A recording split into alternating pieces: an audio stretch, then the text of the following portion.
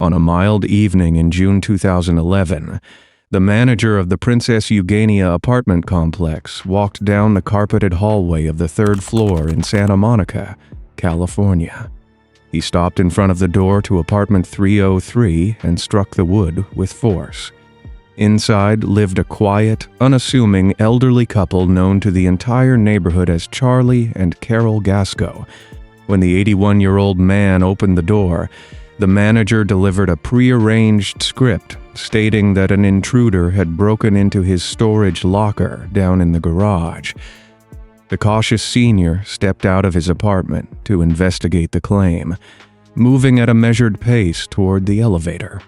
The descent took him into the dim, concrete, subterranean parking level, illuminated by flickering fluorescent tubes. Waiting in the shadows between parked cars was an armed team of federal agents who swarmed the frail man and secured his wrists in steel cuffs before he could even register the ambush. Upstairs, in the quiet apartment, agents made entry and found his 60-year-old female partner sitting in silence in the living room. This silent, precise takedown marked the definitive conclusion to a colossal 16-year global manhunt. The sweet retirees next door who spent their twilight years feeding stray cats and chatting with neighbors were no ordinary seniors. They were Boston organized crime, Lord James Bulger and his devoted girlfriend, Catherine Gregg. Decades before her face flashed across international fugitive posters, Catherine Gregg lived an unremarkable existence within the tight-knit neighborhoods of South Boston. She worked steady hours as a dedicated dental hygienist, a profession rooted in routine, precision, and cleanliness. Colleagues and neighbors knew her as a soft-spoken woman possessing an overwhelming affection for animals, adopting multiple rescue dogs that she treated like her own children. Her daily routine revolved around walking her pets along the local parks, visiting beauty salons, and maintaining a meticulous physical appearance. She favored tailored clothes, regular hair appointments, and extensive cosmetic procedures to preserve her youth. Nothing in her quiet domestic footprint suggested a capacity for grand deception or a tolerance for the criminal underworld.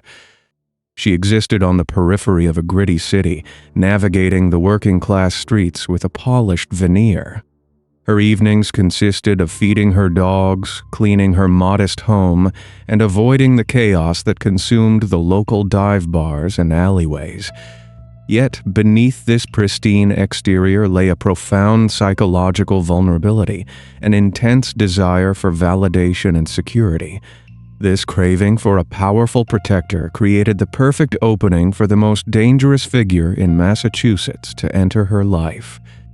During her 20s, the quiet dental hygienist caught the attention of James Bulger, a man who commanded absolute fear and respect across the city. Known on the streets as the undisputed leader of the Winter Hill Gang, he orchestrated a massive empire built on extortion, illegal gambling, and narcotics distribution. Despite his reputation, he presented a charming, attentive facade to Gregg, showering her with the financial spoils of his illicit enterprises. The power dynamic was unbalanced, yet she found herself mesmerized by the sheer gravity of his influence and the insulated world he provided. Bulger maintained a separate life with another woman, managing a complex web of deceit. But Gregg accepted her role in the shadows with unwavering loyalty. By the year 1981, the couple established a shared residence, blurring the lines between her legitimate world and his dark reality. She ignored the late-night phone calls, the unexplained stacks of cash, and the terrified whispers that followed her partner wherever he walked. Gregg constructed a psychological fortress, separating the man who pampered her dogs from the ruthless predator who dominated the Boston underworld. She chose to enjoy the luxury of exclusive restaurants and expensive clothing, turning a blind eye to the profound human misery funding her lifestyle. Her devotion bordered on obsession, cementing a bond that would eventually drag her into the center of a federal nightmare. The geographical reality of South Boston during the 1980s provided a perfect incubator for this dual existence.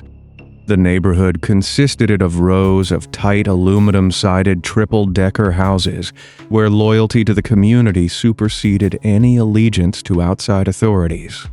Residents operated under a strict code of silence, knowing that conversations with law enforcement carried dire consequences. Greg navigated these streets with absolute confidence, walking her dogs past local bakeries and corner taverns where the Winter Hill Gang conducted their daily business. She saw the heavy metallic locks on the social club doors and noticed the men standing guard on the sidewalks. Yet she compartmentalized these observations away from her domestic life. The wealth she enjoyed came from a ruthless extortion racket targeting local business owners and a sprawling narcotics operation flooding the streets with illicit substances. While innocent families watched their neighborhoods decay under the weight of addiction and violence, Greg focused on her interior decorating and her cosmetic appointments. Her ability to detach from the suffering of her own community demonstrated a chilling psychological mechanism. She convinced herself that the violence remained a separate, distant realm, even as the architect of that destruction slept in her bed. The unchecked expansion of the Winter Hill Gang did not occur in a vacuum, but rather flourished through one of the most enraging systemic failures in modern law enforcement history. During the 1970s, the Federal Bureau of Investigation initiated a controversial protocol aimed at dismantling the Italian mafia, seeking high-level informants within rival criminal organizations. A charismatic federal agent named John Connolly, who shared a childhood connection with Bulger, recruited the mobster into this top-echelon informant program. This arrangement provided the organized crime boss with an impenetrable shield of federal protection, allowing him to decimate his rivals while operating his own empire with absolute impunity. State and local detectives made repeated attempts to build cases against the gang, only to find their wiretaps compromised, their search warrants blocked, and their witnesses silenced. The jurisdictional conflicts and rigid federal classification rules created a massive legal loophole, paralyzing local agencies from stopping the violence bleeding into their streets. Corrupt officials within the Federal Bureau sabotaged investigations, handing over confidential files that sealed the fates of individuals who dared to speak out. Greg lived at the very center of this corrupt nexus, shielded by the same invisible force field that protected her partner from prosecution. She watched law enforcement officers treat him not as a target, but as an untouchable asset. This environment of absolute invincibility reinforced her belief that they existed above the law, setting the stage for a catastrophic collapse when the truth surfaced. The illusion of permanent immunity shattered in December of the year 1994, triggered by a joint task force that managed to bypass the corrupt federal shield. Independent investigators secured a massive racketeering indictment, preparing to raid the strongholds of the Winter Hill Gang and dismantle the operation once and for all. However, the systemic road ran deep, and the disgraced federal handler John Connolly received advance notice of the impending arrest warrants. He placed a clandestine phone call to his criminal asset, warning him that the task force was mobilizing and the protection was officially gone. Recognizing the absolute certainty of a prison cell, the paranoid crime boss initiated a coordinated contingency plan he had spent years preparing. He abandoned his criminal empire, leaving his associates to face the consequences of the impending federal sweep. Operating with cold, calculated precision, he packed his vehicle and vanished into the winter night, severing all ties to his former life. Interestingly, he did not ask the devoted dental hygienist to join him on this initial escape. Instead, he fled Massachusetts alongside his other longtime companion, Teresa Stanley, navigating the snow-covered highways down the eastern seaboard. The striling law enforcement operation descended upon Boston, only to find an empty throne, sparking a nationwide search for a ghost. The reality of life on the run fractured the initial escape plan, setting the stage for a permanent partnership. By the early months of 1995, Teresa Stanley grew overwhelmed by the intense paranoia, the constant movement, and the crushing isolation from her family. She demanded to return to her children, forcing the fugitive crime boss to alter his strategy and drop her off safely in the Boston area. Needing a partner who possessed total compliance and a willingness to sever all earthly attachments, he reached out to the one person he knew would never question his authority. He contacted Catherine Gregg, delivering an ultimatum that required her to abandon every aspect of her legitimate existence. She faced a monumental psychological crossroad, forced to choose between the safety of her quiet neighborhood and the terrifying uncertainty of harboring a wanted man. The decision required her to walk away from her beloved rescue dogs, her stable career, and her entire family without leaving a single note of explanation. Overriding every instinct of self-preservation, she packed a single bag and drove to a clandestine meeting point to join the architect of the Boston underworld. In that defining moment, the meticulous dental hygienist erased her own identity, transforming herself into an active participant in a massive criminal conspiracy. She stepped into the passenger seat of his vehicle, locking the doors on her old life, forever. To facilitate this massive vanishing act, the couple relied on a logistics network that the crime boss had constructed decades in advance. Anticipating the eventual collapse of his federal shield, he had traversed the country establishing alias identities in multiple jurisdictions. He visited banks in states ranging from Florida to California, opening secure vaults under these fabricated names and paying the rental fees years in advance. Inside these heavy steel boxes, he deposited stacks of large denomination bills, diamonds, and counterfeit passports, creating a hidden financial trail detached from his Boston operations. When Gregg joined him on the road, this hidden infrastructure became their singular means of survival. They navigated the interstate highway system in modest vehicles, mapping out routes that avoided major toll booths and federal checkpoints. Upon arriving in a new city, they located the nearest bank vault, withdrew a designated stack of cash, and disappeared into the local rental market. This preparation allowed them to secure housing without ever submitting to a credit check or signing a legitimate lease agreement. The sheer scale of this pre-funded shadow existence presented a monumental challenge for the task forces attempting to track their movements. This disappearance forced federal task forces to reevaluate their pursuit, realizing they were no longer hunting a solitary, paranoid predator. They faced a formidable two-person unit, anchored by a woman whose pristine criminal record and innocent demeanor provided the perfect camouflage. The couple initiated a cross-country journey, moving step by step through the hidden network of safety deposit boxes established years prior across multiple states. Using these resources, they adopted their first set of fake names, renting unassuming apartments and blending into transient communities.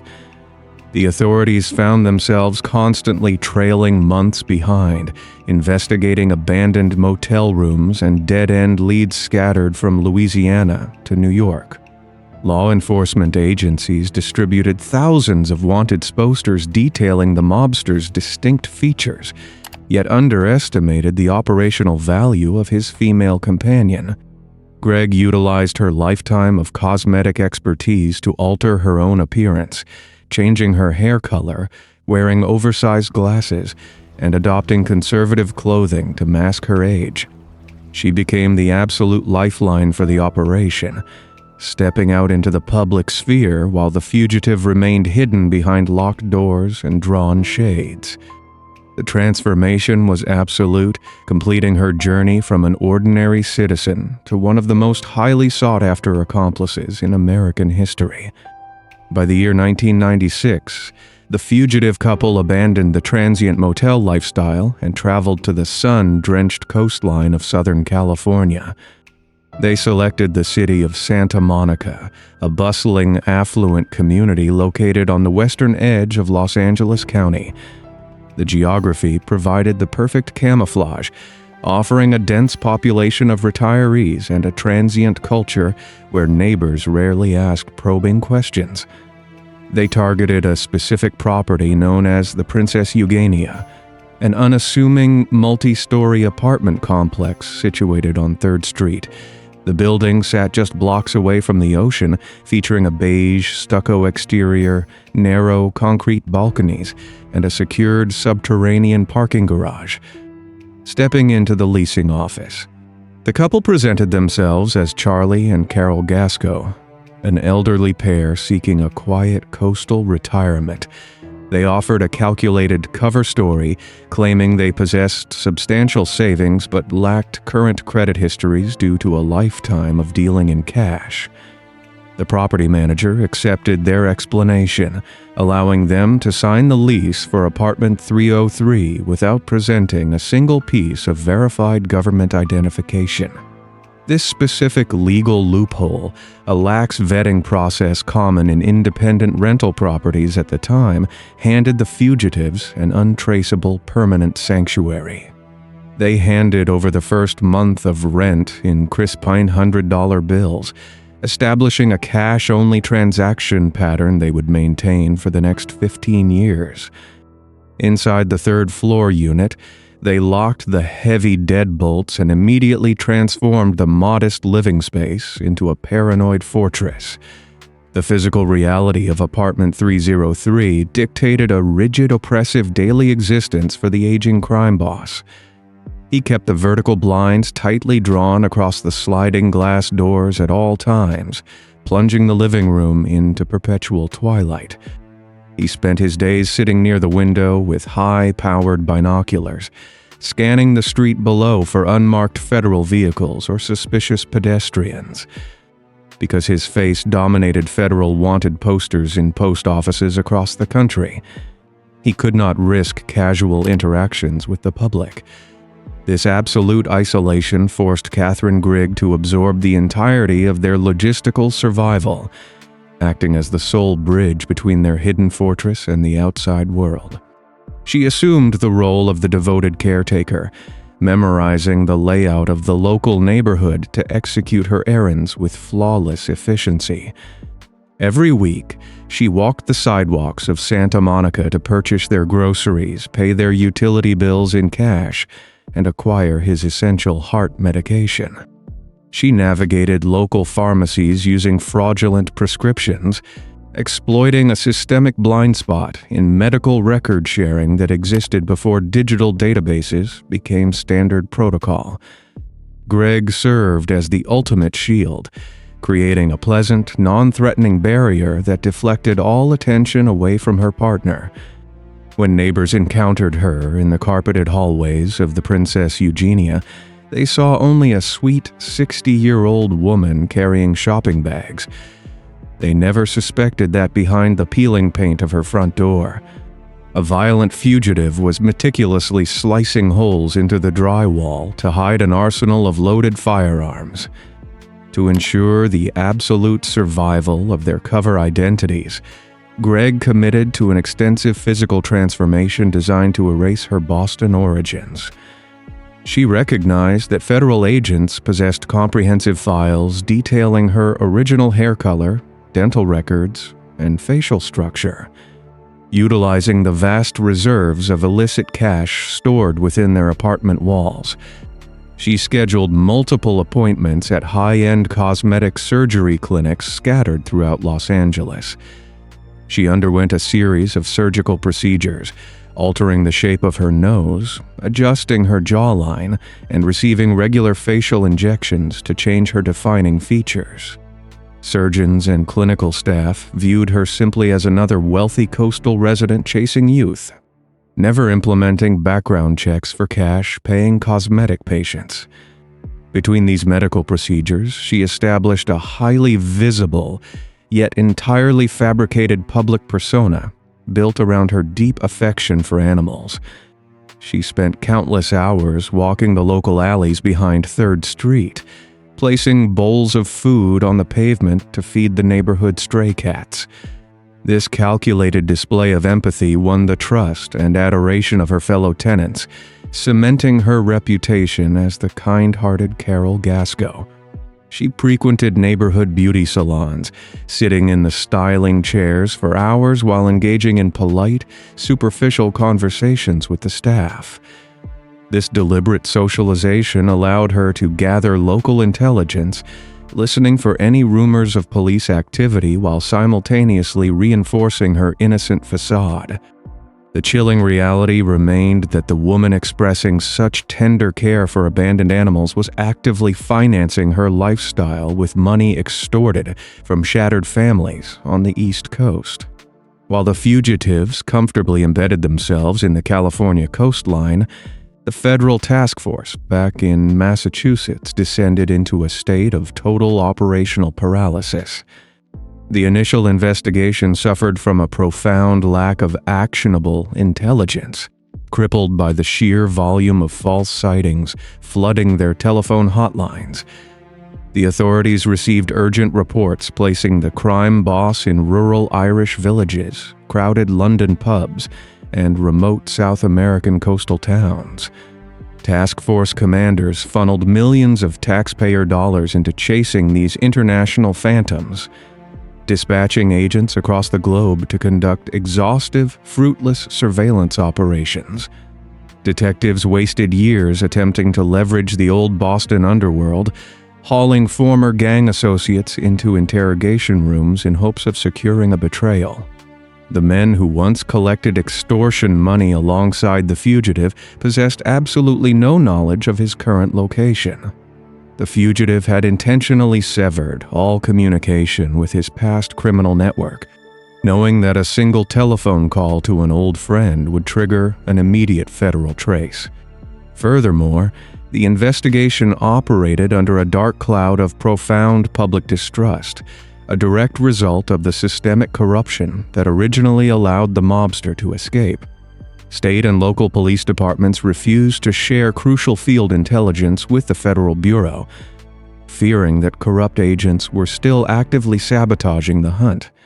This rigid interagency hostility created massive information silos, preventing investigators from connecting seemingly unrelated clues. The bureaucratic infighting provided the exact cover the fugitives needed, allowing them to live out an uninterrupted decade of peace while law enforcement chased their own tails. As the calendar turned from the late 1990s into the mid-2000s, the trail grew exceptionally cold. The task force watched in frustration as the years marched forward, marking the anniversaries of the victims whose lives had ended in hidden graves back in Boston. The families of the deceased endured a distinct form of psychological torture, forced to watch the primary architect of their suffering continually evade justice. Every year, television networks broadcasted updated fugitive profiles, displaying digitally aged photographs of the crime boss to a public that had largely forgotten the case. Inside Apartment 303. The arrogant predator watched these very programs on his television set, openly mocking the authorities who failed to locate him. He took immense pride in his own superiority, convinced that his strict adherence to operational security rendered him completely invincible. He and Greg navigated the transition into the 21st century without ever generating a single digital footprint. They never registered for a cellular telephone, never applied for a bank loan, and never established an internet connection in their residence. The cash-based economy they utilized for rent, groceries, and medical care kept them invisible to the vast data mining algorithms employed by modern law enforcement. Detectives scouring national databases for utility bills, credit card statements, or vehicle registrations associated with their aliases found absolutely nothing. This total absence of standard administrative records represented a massive forensic roadblock, proving that the traditional methods of hunting fugitives were entirely useless against an adversary with unlimited financial resources. Recognizing the total failure of their conventional tactics, the federal task force initiated a radical shift in their investigative strategy in the spring of the year 2011. A newly appointed special agent in charge reviewed the stagnant case files and identified a glaring flaw in their 16-year pursuit. The authorities had focused all their media attention on the dangerous, recognizable face of the mob boss, completely ignoring the operational vulnerability of his female companion. Investigators deduced that the aging criminal, now in his 80s, remained far too paranoid and physically frail to interact with the general public. They realized that Catherine Grigg must be conducting all of the external logistics required to sustain their household. Based on this psychological profile, the task force abandoned the hunt for a violent gangster and pivoted entirely to hunting a 60-year-old dental hygienist. Analysts compiled a comprehensive behavioral dossier on Greg, detailing her lifelong obsession with cosmetic enhancements, dental hygiene, and animal rescue. They cross-referenced these distinct personal habits, concluding that she could not resist visiting beauty salons or interacting with local veterinary clinics regardless of her location. This realization provided the first clear strategic advantage the authorities had secured in nearly 2 decades. They crafted a highly specific public service announcement that completely omitted the grim history of the Boston underworld. Instead, the broadcast focused purely on Grigg, highlighting her surgical history, her polite demeanor, and her affinity for stray dogs and cats. The execution of this new media campaign required precise demographic targeting, moving away from traditional news broadcasts and late-night crime shows. The task force purchased television advertising space exclusively during daytime programming, targeting shows with high female viewership. They aimed their message directly at the receptionists, dental assistants, and salon technicians working across the United States.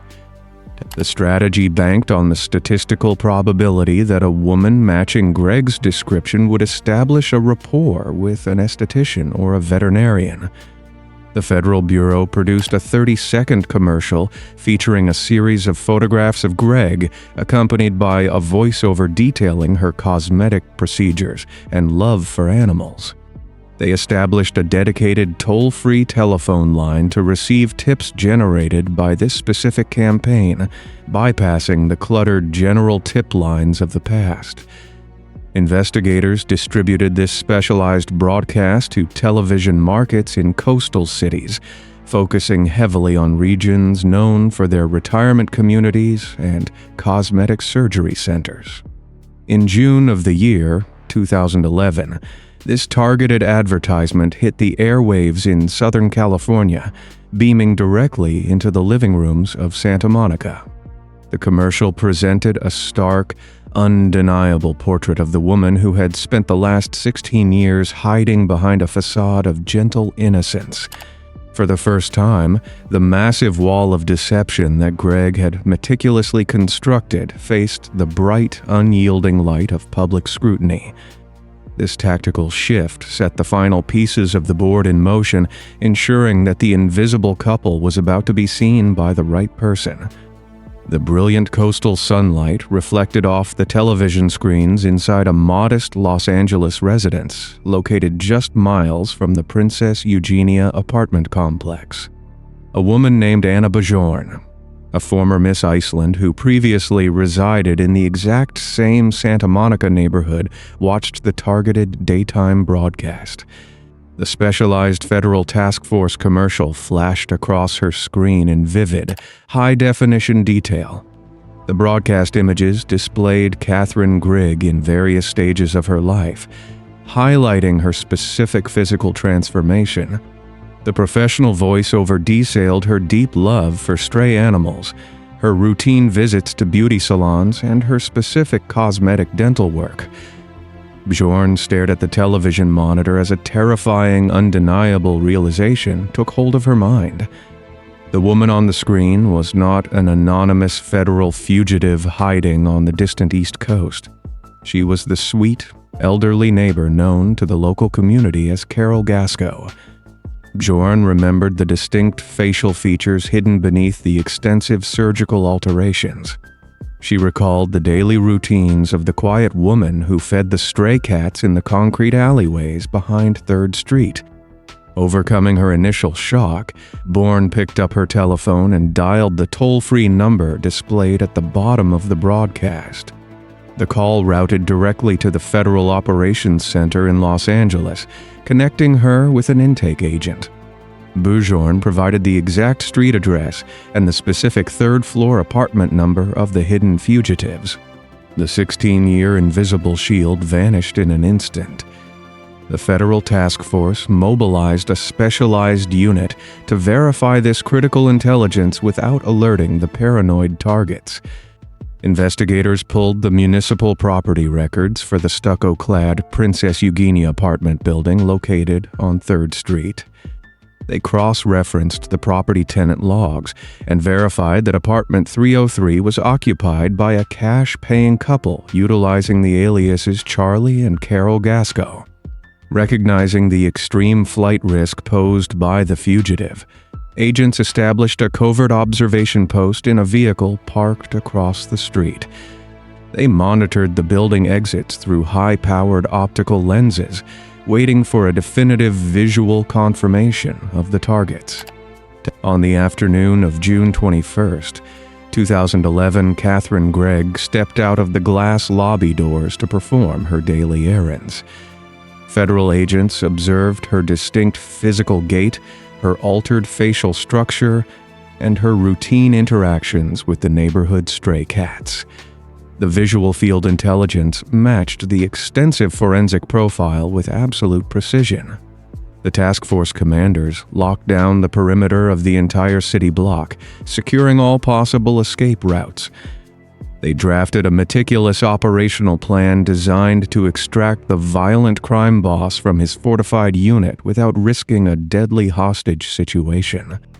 The authorities knew a direct tactical breach of the 3rd-floor apartment could trigger a catastrophic armed standoff in a densely populated civilian building. They opted for a psychological ruse designed to draw the predator out of his secure lair. The final trap was set. The physical architecture of the Princess Eugenia apartment complex offered a distinct tactical advantage for a silent, bloodless extraction. The building featured a single main elevator bank and a narrow concrete stairwell connecting the upper residential floors to a dim, subterranean parking garage.